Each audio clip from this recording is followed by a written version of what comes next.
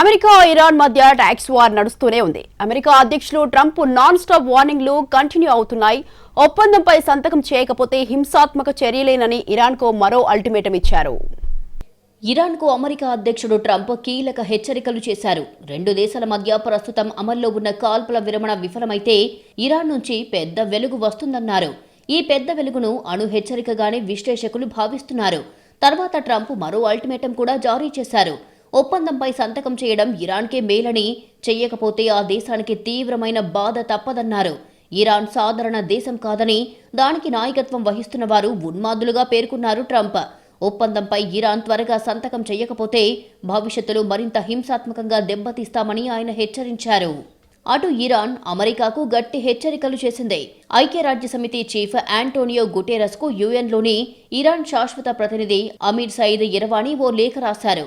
ఇందులో హర్మూజ్ జలసంధిలో సైనిక చర్యలకు దిగి యుఎస్ కాల్పుల విరమణ ఒప్పందాన్ని ఉల్లంఘించిందని ఆరోపించారు. పర్షియన్ గల్ఫ్, హర్మూజ్లలో యుఎస్ తనదైన సైనిక కార్యకలాపాలు కొనసాగిస్తే విపత్కర పరిణామాలు ఎదుర్కోవాల్సి వస్తుందని వార్నింగ్ ఇచ్చారు. మరోవైపు పశ్చిమాసియాలో ఉద్రిక్తతలను ముగించడమే లక్ష్యంగా కీలక ముందడుగు పడింది.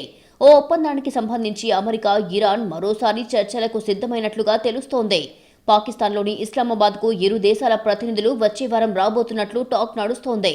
సంఘర్షణకు ముగింపు పలకడమే లక్ష్యంగా 14 పాయింట్ల అవగాహన ఒప్పందంపై ఇరు దేశాలు సంతకాలు చేసే అవకాశముందని కథనాలు వెల్లడించాయి.